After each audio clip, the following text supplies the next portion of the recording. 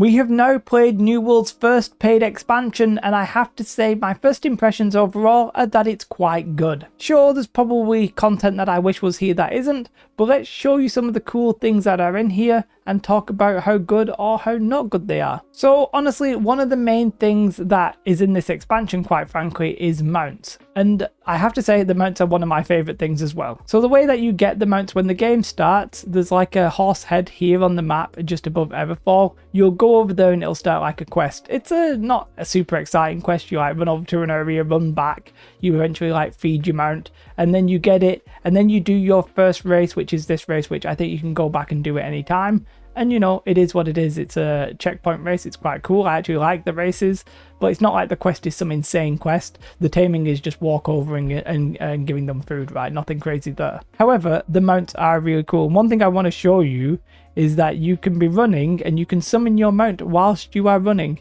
which I have to say I really do like as a feature. And it works as you would expect, right? Now, the feeling of the mount is really good. Like, they don't feel completely like lightweight and featherless. Like, it's not like you're floating. There's some sort of like actual solid weight to it, and I like it. There's not much I can say. One little thing, by the way, there is sort of like an auto run where it will run on the path. You obviously go faster on the road than you do on the ground. Now, apparently, like, if you're looking away, it eventually will just like take you off, but it sort of works just for like, if you want to just like do it quickly, maybe I want to run up there, but I actually just want to maybe, I don't know, do something with my hands, put on my sunglasses or what have you, because we're absolutely like coked up legends, something like that. Like, it'll vaguely get you there reasonably. Do you know what I mean? That's cool in itself, and some of the races are cool. Now, I've not actually done this race, but let's just do it, right? This one's going to be a time trial. And generally what happens is once you start them, you will see that there is a token there. Now, one of them is literally you just need to get from A to B in a specific time. Whereas this one you can see is literally one of these time trials where you have to do checkpoints. So it'll be this checkpoint and then it starts, right? And then you've got 23 seconds, 20 whatever seconds to get to the next bit. And obviously if you do it within that time, you'll be golden. Now, you can sort of do shortcuts, so maybe I could have been better sprinting off the road there. But honestly, the road is so much quicker than off-road that I wouldn't really recommend going off-road. I don't necessarily think it's worth, okay? This is sort of like your classic time trial thing, and I have to say this one feels really good. And yeah, so does the other mode. It feels really good. This is sort of like my favorite time. They said there would be like a leaderboard, but I haven't seen a leaderboard. Weirdly, on the PTR, there is no leaderboard. I don't know why, if that's normal or what have you, but there's no leaderboard showing.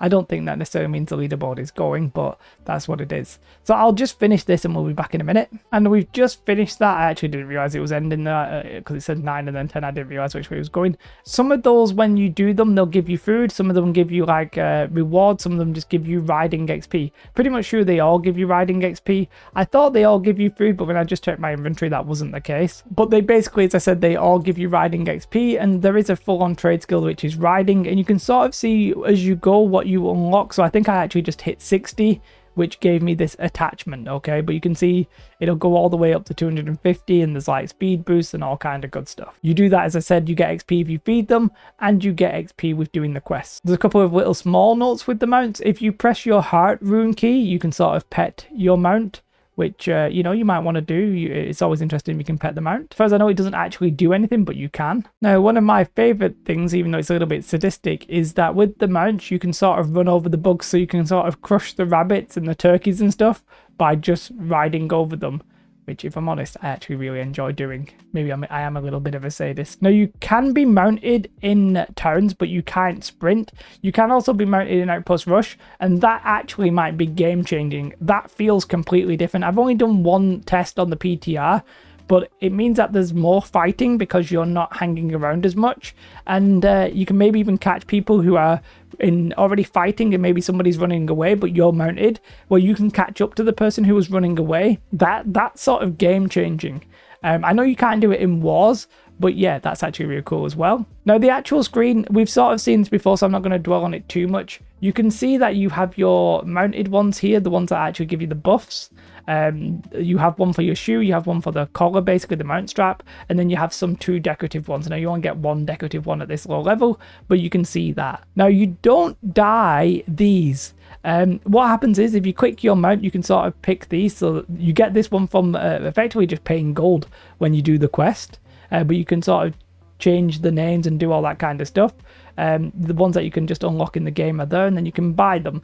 Now, when it comes to dyeing them, you don't dye the pattern, okay? You do dye the armor on the horse. However, the free ones don't really have any armor. If you can see, like if you look at these two, I know it's grayed out, but you can sort of see that they have a lot more armor. It's that what you're going to actually be dyeing. Because if I actually click this and I don't see anything here, so I don't think you can dye anything on this one.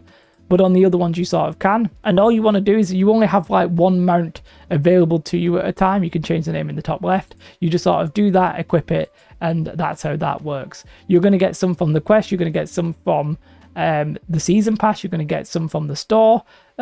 Yeah, very interesting. For example, Scourge is from the end of the season pass. And that's really it with mounts. The season pass is sort of most of the same. There are some artifacts on the season pass. Artifacts look like a real cool system. It's sort of a little bit too early to go into. There's so many of them and there's a lot of unique perks. You don't get any artifacts on the paid season pass, so you don't have to worry about that. There's no sort of pay to win with that element. I know I'm probably going too much into detail into a couple of subjects, but I'll try and keep it a little bit more like first impression-y. And now we're in the new city in Eden Grove, which happens to be Caliburn. The one thing I would say is that the houses are a little bit boring. They're literally just all round houses, but the town itself is it's an interesting design. It literally has this sort of like big I don't know if it's like a kiln or something, like I don't actually know history very well, but around it you have all the trading, the crafting stations and that kind of stuff. And basically I think this effectively functions as the inn. No, it's like where everybody is. Sorry, it's not the inn, it's the town hall, and the inn is somewhere else, but it's basically the town hall. Overall, the Eden Grove settlement, yeah, it's interesting, it's different. I'm pretty happy with it. I wouldn't say that I was like blown away with it, but you know, it's definitely functional, nothing crazy.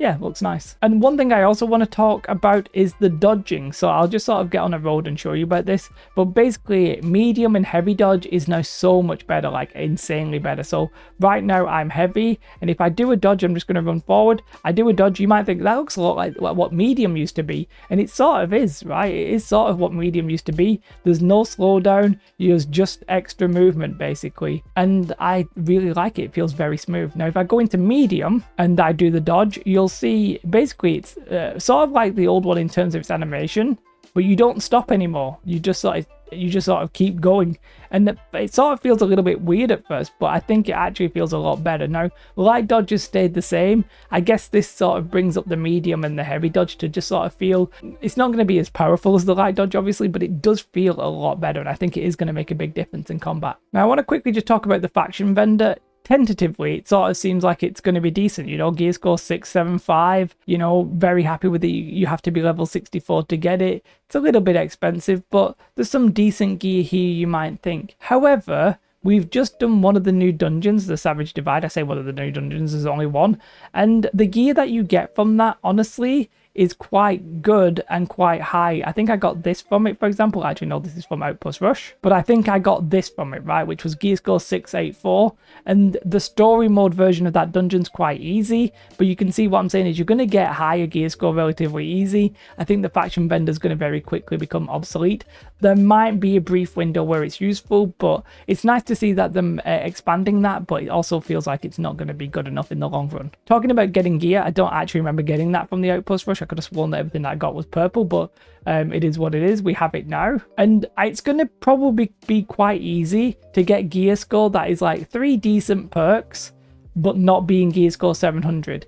I think if you want this, you're going to have to sort of like gamble craft with the picking the 2 perks with the seal. I'm not going to talk about crafting here because I made another video that I'll link in the description. Or of course you'll go all out and just pick the 3 best perks and you'll get craft at gear score 700. But I think getting a good gear is going to be quite easy actually. Like getting some decent high gear score, good 3 perkers will be relatively easy. Getting this, the actual 3 perks that you exactly want, might not be. Just to quickly talk about the dungeon, and I'll probably play some footage that I recorded earlier. From my take, it's a little bit weird, the dungeon. Some of the puzzles are vaguely interesting, but I think once you've done them a couple of times, you're not obviously going to be that interested in the puzzles. So if you're going to repeat this content for mutations, it's probably going to be a little bit underwhelming. And Obviously the story mode is easy, and I'm completely okay with the story mode being easy. That's fine. I do think on the mutation levels that might get a lot harder, especially with the last boss. That's pretty like insane. I actually just didn't understand it whilst I was doing it the first time. However, I would say that the design of it feels a little bit like a maze. It's very confusing. It's sort of like a mix between Beast and Angry Earth. It's a little bit weird. And my first instinct was that I'm not a huge fan of it. But I don't want to like put a downer on things. I'm sure it'll be okay. Now, one huge thing that we've not spoken about that obviously we need to talk about is the First Light or the Elysium Wilds. Now, overall, I haven't done that many quests here, but I have sort of ridden around on my mount and I sort of gone to a few different like points of interest. Very interesting. Okay. It's a little bit, it's at night time now, but that's completely fine. Visually, I sort of think you have this sort of zone which is effectively like a intense Eden Grove, like an intense version of that, but you also have certain areas that look like other zones. So there's a zone over here, I think the Beastlands here sort of reminds me of Ebonscale Reach, and then you have this zone here which is very Brimstone. When you're there it feels like Brimstone, and that's completely fine. Everywhere else is sort of unique. The new dungeon, by the way, it's in the bottom right corner if anybody's wondering. That's just a little town. But what's interesting is that like next to it is just a questing area, and it's like a maze. It's actually quite interesting. But visually, I think this zone is completely fine. I've not run through it because we sort of skipped to 65 on the PTR using territory standing. But visually, I think it's all right. The quests, I'm sure, are going to be fine. We're not really paying attention to the MSQ, but I'm pretty sure the MSQ will be pretty nice, right? Going off past history, but I haven't done it yet, so I can't really include it in my first impression. The new mob variety is pretty exceptional. Like, we're just looking at this thing right here. You just sort of like, you just have to admire it, right? Visually, I think it is nice. All the lighting here, I'm running in medium graphics, and this looks completely fine to me. It looks very, very nice. I know this is like one of the main focuses, the actual new zone, but the reality is, it's literally just going to be like a questing zone, okay? Now, they've added these things where there's like these bosses on the map. These are quite interesting. You can go out there and like kill them.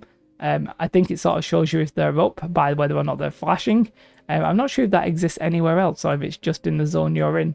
But yeah, I haven't really looked at the reworked Malevolence, and I haven't really looked at Mangled Heights, but you can see quite clearly it is different because now there's a teleportation shrine over here.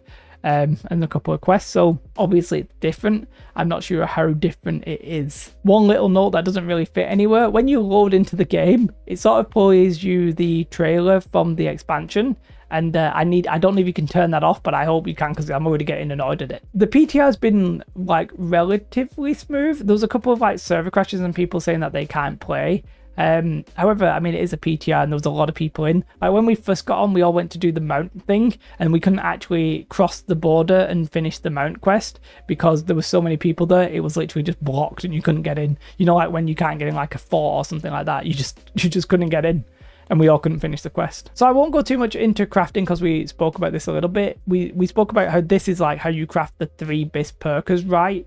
So if you have a prismatic scarab, which requires 10 scarabs, you have an Azov inductor, which you can buy 1 a week. You have all the craft mods that you want, and you have the prismatic materials. Now the prismatic materials, for example, to get the 1 prismatic cloth, you can craft 10 a day, but you need 1 phoenix weave, and then something like 10 spin weave, and then it's a daily cooldown as normal, a little bit like runic leather, etc., asmodeum, phoenix weave, that kind of stuff, but brought up into an extra tier, but not really being a tier. And you can see the insane mats you need, right? So for these boots you need 100, 60 leather, and then 20 ingots, okay? But my point is that you can literally just craft gear score 70 and you can pick the perk. So like, let's say I wanted physical aversion, refreshing, and invigorated, okay? I can literally just go ahead and do that. It guarantees it.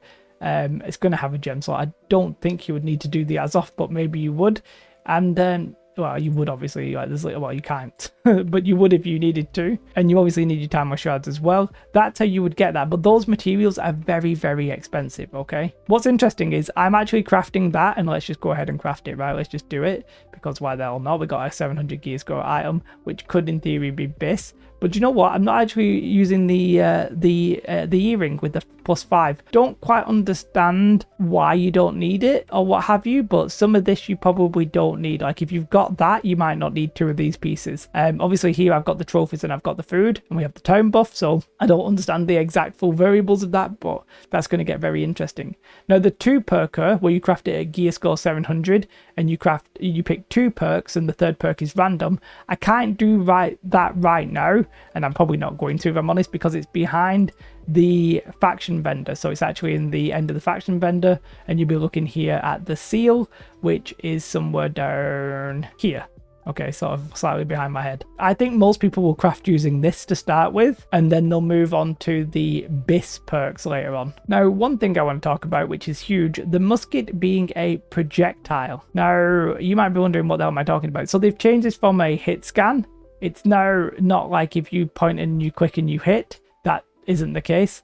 Rogers here is going to be my unwitting helper. When you shoot, you can actually see the bullet, and it has bullet drop.